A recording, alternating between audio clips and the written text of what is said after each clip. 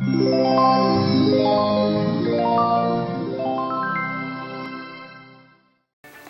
you ever wanted to help others, but you weren't exactly sure how? Well, Dan is here to share his story of how he has used Grizzly Medical to not only inspire, but also help others. And I'm truly excited for you to hear everything that God is doing in and through this organization. Thank you so much for joining us today, Dan. Oh, thank you for having me. Well, I'm glad that I came across your Instagram account. I know, it's a small world. Yeah, it's really interesting how God brings people together nowadays. Yeah, it really is. Yeah, so I did a little bit of stalking of your Instagram page. You have some great content on there. I highly suggest you guys go check it out. And what's the name of the Instagram account again? Oh, it's Grizzly Medical. Grizzly Medical. So you guys can go check that out. And for those who don't know what Grizzly Medical is, how would you describe it? Well, we're a training company and we just teach people trauma medicine. I was in the military beforehand and we used to teach this thing called CLS, which grew into this program called TCCC, Tactical Casualty Combat Care. And so I took that and I just made a civilian version and, just give people tools to save lives. How many years did it take for you once you got out of the military to decide that you wanted to do Grizzly Medical? Well, I got out in 2013, and after that, I tried going to college, and it was great. And then I decided to go to a private contracting school called ESI. And while I was there, they were teaching a medical program, and I happened to they picked me up, and they're like, yeah, you're good at what you do, and they let me help instruct, and so that kind of got me, wanting to do it again. And then while I was there, I was offered a contract to go to Eastern Europe to teach TCCC and weapons handling. I taught the pistol and the rifle. Wow. And while I was there, I just kept developing the program. And after that, I came back. I went to Sac State. I got my EMT B for the second time. I'm at Sac State too. Yeah. No, I'm still there. Oh, nice. I'm still there. You I will have 3 be. semesters left, yeah. But you're going to be. Yes, and, I hope so. That's the plan. I just got to get through the next 3 semesters. Yeah, you're right there. Right. And so I graduated, I got my certificate from them. And after that, a couple things happened, and it made me realize that there's a huge gap in the EMS system here. Mm-hmm. And one of the main things was what happened to San Leandro when, like I said, it was kind of one of those things like, I was doing something else, but, God puts you where he needs you and kind of puts you on a path. And as much as, not that you want to stray from it or anything like that, but, he keeps you on that path, and just reminded me, what I wanted to do with my life. And basically what happened, this gentleman, he got attacked. Well, 2 of them got attacked outside of my work. In San Leandro while I was a security guard. And one of them, he passed away before I had a chance to do anything. And, as I watched him take his last breaths, there was a group of people around him and no one was helping him. And they were just taking pictures with their phones. And that's so sad. Yeah, and the second gentleman, I didn't realize he was even injured because he was wearing a rain jacket. And it was holding all the blood in. And when and so there was a white car, and he walked up, and he passed out, and he fell, and he streaked his hand across the white car. And that's when I noticed. I was like, okay, something's happening for him. And so I went, and, like I said, I was a medic in the military, so I just went, like I said, God prepares people for certain things, and it just, he gave me, this...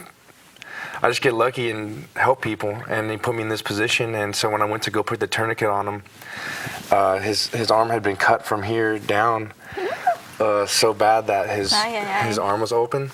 And so as I went to slide the tourniquet on, my hand went inside of his body, and that's when I realized, okay, so a tourniquet's not going to work. And so then, like I said, I knew what to do. So I went to my car, and I always carry medical equipment. Even to this day, I have a bunch of stuff in my car. And so I got this stuff called hemostatic agents, and what it does is helps create coagulation inside the body.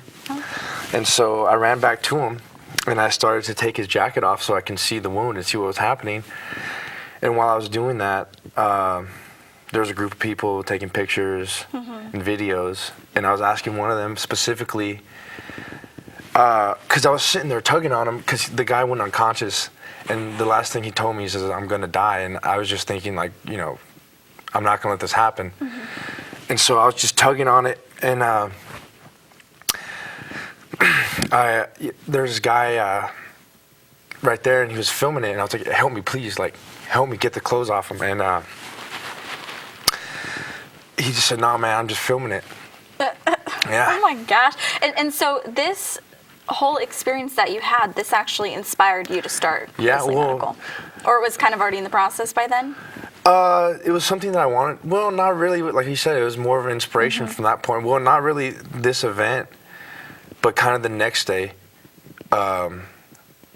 because I had to speak. Like when I was in the military overseas, when something would happen, you wouldn't have time to think about it, and I wouldn't talk to the families, and so it's just kind of like that happened. It's over. We got missions, and then but the next day I went back to work, and the mother of the gentleman who passed away and his fiance came in, and they want to speak to me.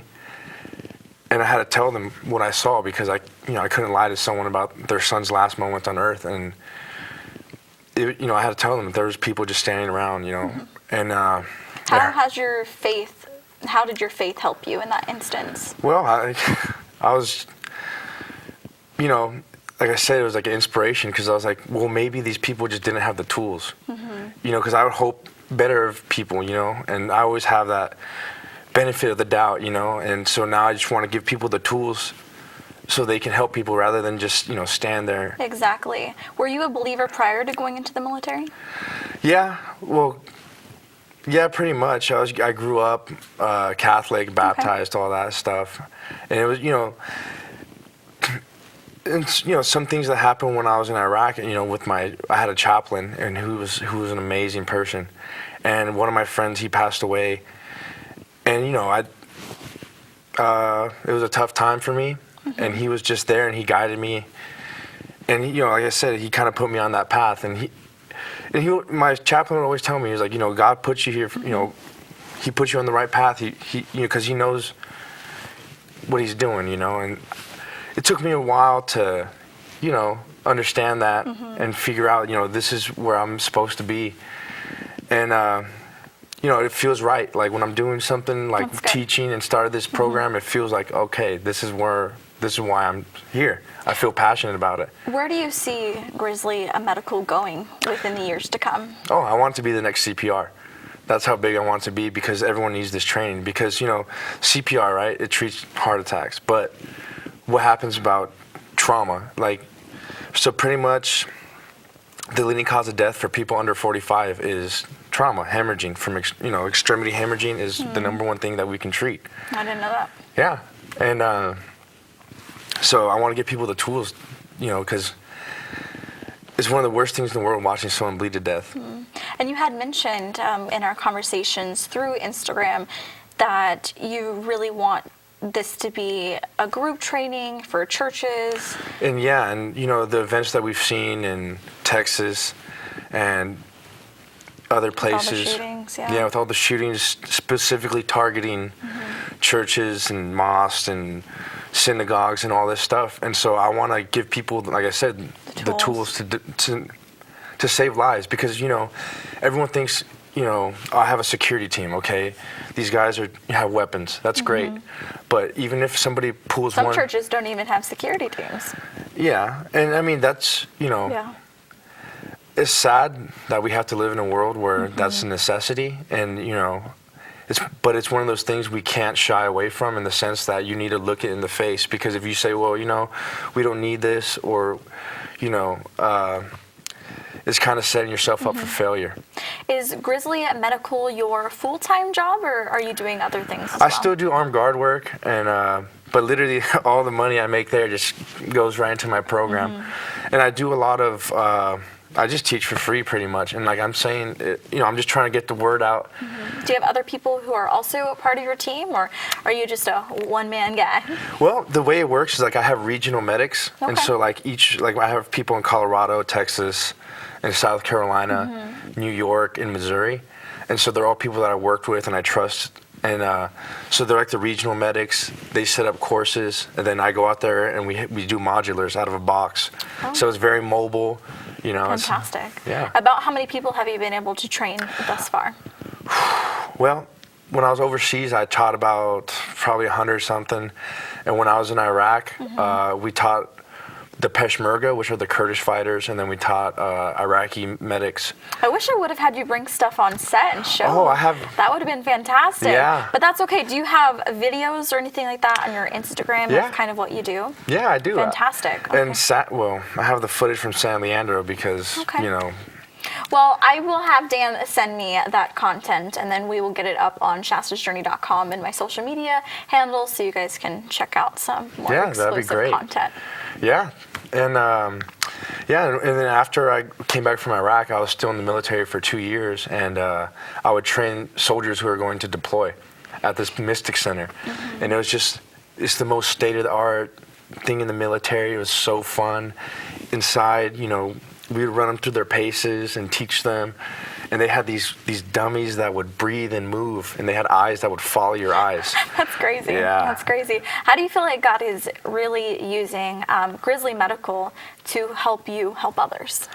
Well, pretty much, like I said, he gave me the tools, and like I said, it's kind of like every time I was, trying to do something else or want to study something else, he would just bring me back to the path. And how do you keep him at the center of your life with everything that's going on? Well, it's just that faith you have. And the faith, that's what drives me forward, is being passionate. And every time I question myself, it's kind of like that voice that drives me forward and says, you're on the right path. I'm doing the right thing. And I try and just, listen to that. And what types of things can people do to reach out to you? You said that you were actually offering these trainings for free, correct? Yeah, for certain. Well, like I said, right now I'm offering, I'm teaching a police department in I'm actually flying out tonight to South Carolina to teach a police department. And then we're teaching at Arsenal City. It's a gun range. And then I'm also, on the 30th, I'm actually teaching to a church in Fairview Church in South Carolina. Wow, lots of traveling. Yeah, and so great. what we're doing there is we're bringing in all the regional security teams. Literally, like my friend, he's really, he's one of the people in that security team, and he reached out to all the local churches, and so we're going to try and get as many people as we can in there and get them some good training. So, I mean, it's one of those things that I pray that no one has to use it, but I want to give them the tools. So if need be, they're not just going to sit, they're not going to have to watch someone they love bleed out. I can't imagine seeing the stuff that you have personally seen within your walk of life. Do you believe that you have been able to process it and kind of overcome those situations because of your faith? Yeah. Well, I mean, like I said, every time, he puts you in positions where he knows that that's where you're supposed to be. You're capable. Yeah. And I'm just happy that I was there and able to do something. Hands and feet. You're the hands and feet of Jesus.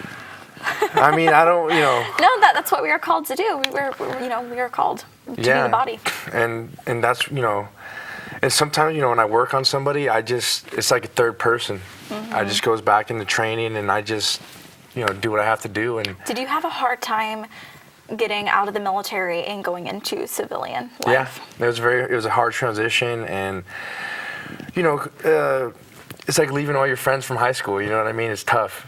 I didn't have many friends in high school. So no, I don't know. Well, it's like, I'm trying to, I'm sure a lot of people can relate, though. It was a tough transition. And like I said, I lost purpose in my life. And I tried. You lost purpose once you went. I left the military. Oh, okay. And once I left, I lost purpose, and I went to college and I tried to find something. And like I said, he found me and put me back on the path, and that's how it's just been. And I would try different things. And so it wasn't until you fixed your eyes on Jesus when you finally decided, okay, I'm not going where I need to be. Yeah, and like I said, it was just yeah, I didn't know It was I was difficult. lost in the world, and I was trying college and trying different things, and just I can imagine a lot of people who get out of the military deal Yeah. with the same feelings. yeah, because I mean, to me, there was nothing more important than saving soldiers' lives and then teaching them how to come back home, like giving them, like I said, the same tools, and that was always, I guess, a gift that I always had to teach Help people. others. Well, specifically medicine. I don't know about much else. And so, like I said, I was trying college and just wasn't working for me. And one of my friends, who I was really close to, reached out to me because he see me, having a hard time, and he kind of, like I said, just kind of put me in the path. And like you said, you just meet people, and it's just, that's your path in life. And I don't know how to explain it, but he put you where you're supposed to be. 100%. Yeah, and so like I said, my friend, he said, hey, you should try out this school. I think you'll like it. And when I happened to go there, then they seen, oh, this guy's good at medical. And then it just led me to where I am today. So, I mean, if I didn't listen to, what was inside about finding my purpose, then I don't know What where I'd be. advice do you have for soldiers who are transitioning back into civilization, or for those who have already transitioned, or for Yeah. those who are about to transition? Just, well, number one is have a plan, and then just find something you love and follow it. I mean, like right now, I'm not making money, but it's something that I love and I believe in. And so all my money from my real job is going into my company. A lot of people who I've talked to do the same thing. Yeah. I mean, And eventually, you gotta do what you gotta do. Yeah. And do what you love. Exactly. And, I just feel like when you put good energy out there and you get it back, and that's, I mean, look, I'm here talking to you. So. Yeah, absolutely. God is good.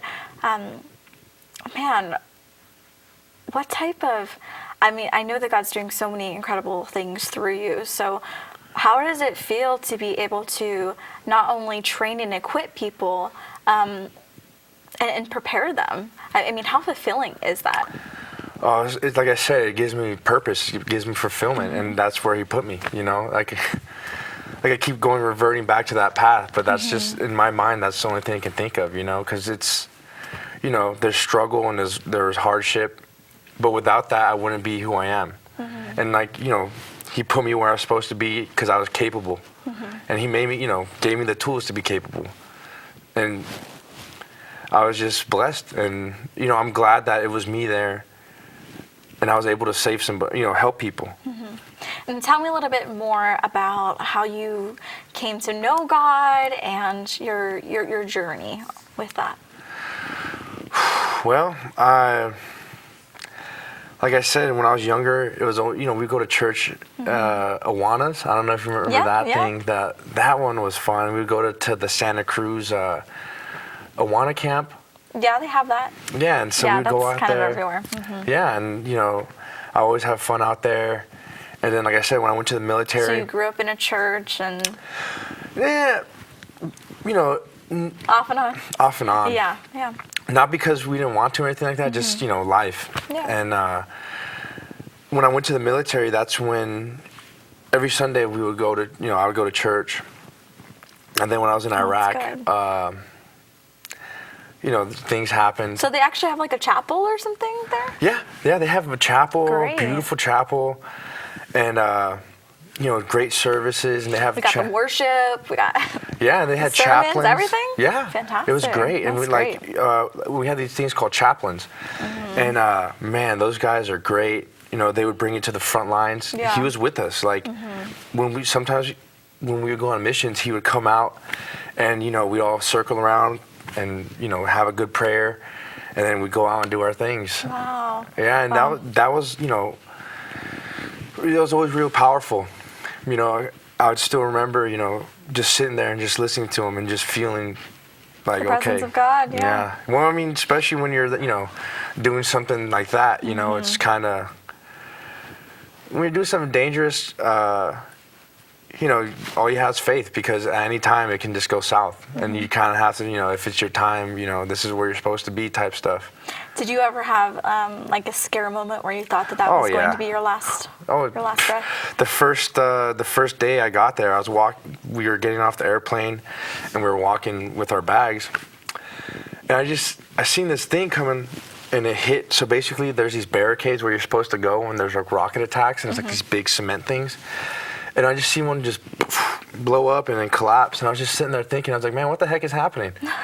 And then one of the guys who had been deployed before says, rockets, get down. And so I had the bag on the front, 2 bags, and then bag on my back. So I just kind of like flopped on top of my bags and then watched these rockets just come in and start, hammering the base. And so I was just like, well, welcome to Iraq. They just came to say hello, Dang. Yeah, and that was just like the first hour, and then that was just like the first hour. That's crazy. Yeah, no, I mean, people have had it way worse than me. I can't complain about anything. Yeah. And one of the like big moments where I didn't realize how much danger I was in is because basically, so there's this system that scans and it tells you if there's mortars, but mortars arc high. So what they do is they'll shoot rockets that arc low, and so there's no warning. And so I live like 100 meters away from the gym, and me and the doctor, we were sitting there talking about something, and we heard the gym get hit with like 2 or 3 rockets. And so he's like, okay, like we looked at each other. He said, grab your aid bag. He says, I'm gonna go, because he was wearing flip-flops. He's like, I'm gonna put my shoes on. We're gonna head in there. So I grabbed my gear, and I'm running in there in shorts and a t-shirt, because that's, what I had on at the time. And I'm looking for people, because I didn't know if anyone was in there when the rockets hit. And thank God no one was in there. And, it was all smoky and on fire and stuff. And so me and him, we searched the whole building. And then we hear some guy on the top of the roof saying, get out, get out. One of the rockets was still in there, and it was live. Yeah, so... Well, praise God that you're still here to live to share the story. Well, I mean, there's no other reason.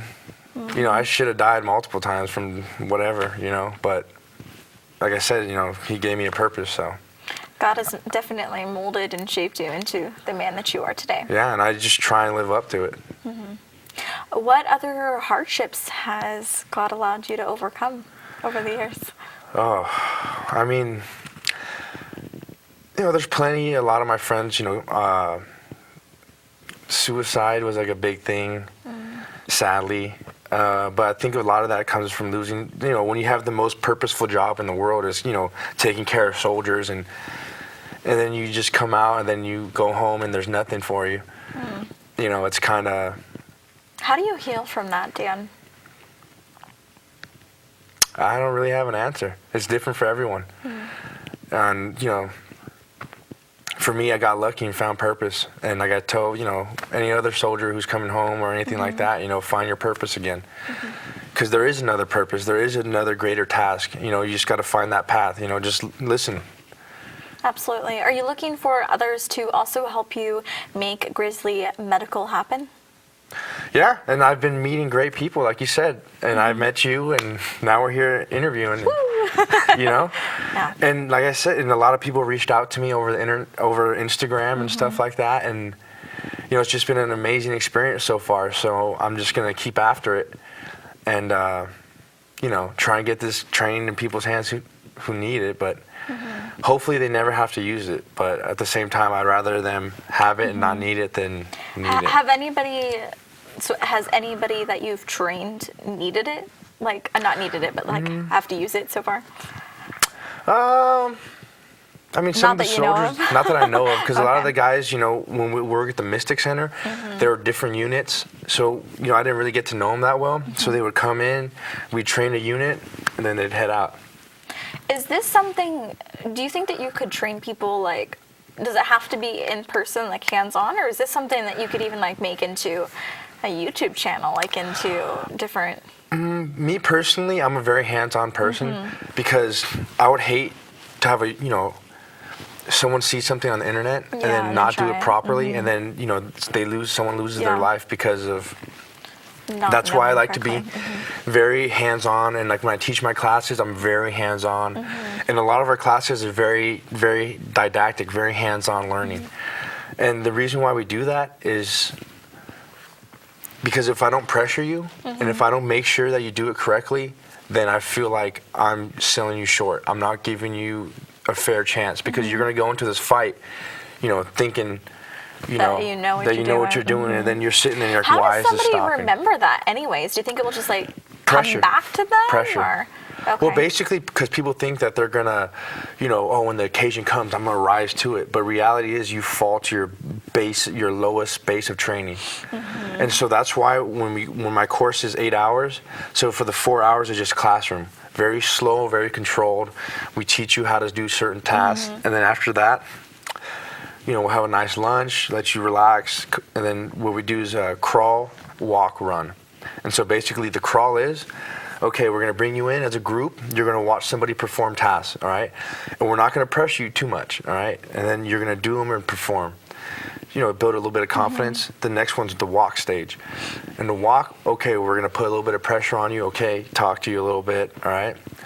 And then the run stage is we have fireworks, loud music, fake blood, and we're spraying you. And the reason why is not just for theatrics, because it's proven that once your heart, it's called the gray, and once your heart rate reaches over 160, you lose fine motor skills. No. And so what I want you to do is get you to the point where you cannot, where you think you can't perform, and then show you that you can. And so that way, Powerful.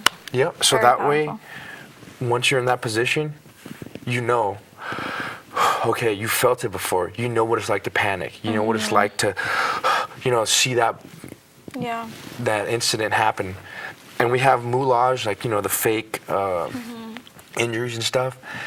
And because we want you to know what it's like. That sounds like, such an amazing training and tools that you have to help others. And we actually only have a few minutes left, about 2, but I wanted to ask you, what types of things can people be doing to help you? Like, do you need people to donate? You need them to pray? Like, how can people be invested into what God is doing in your walk of life? Wow, just, help me get set up classes. That's all I really need, is just for people. So the more people you can teach, the better. Yeah. And then, I don't want you to lie. And once you take my class, I just believe once you take the course, you'll spread it organically, because you're going to say, people are going to need this training. And that's what I want. All I need is just someone to take the class and then, feel for themselves. And if they don't believe in it, then, by all means, I'm not going to tell you to sell something that you don't believe in. Yeah. But everyone that I've taught, actually, like you said, crossing paths, I met 2 people that were in the Vegas shooting, and I taught them my course. And they said, one of them was he was running the security, and he said that would have saved lives. Wow. Thank you so much, Dan, for being on the show. You were absolutely incredible. And thank you guys for watching Shasta's journey and being a part of what God's doing in my life. And if you were taught, healed, or inspired by Dan's story, please go to his Instagram, Grizzly Medical. Check it out. He has a lot of content on there about what is God doing, through his organization. I'd love to hear you guys' stories. Go to shastasjourney.com. And remember that you have a purpose and that God wants to use you for something so much bigger than you could ever imagine. And don't forget that there's so many good things out there for you guys. God bless.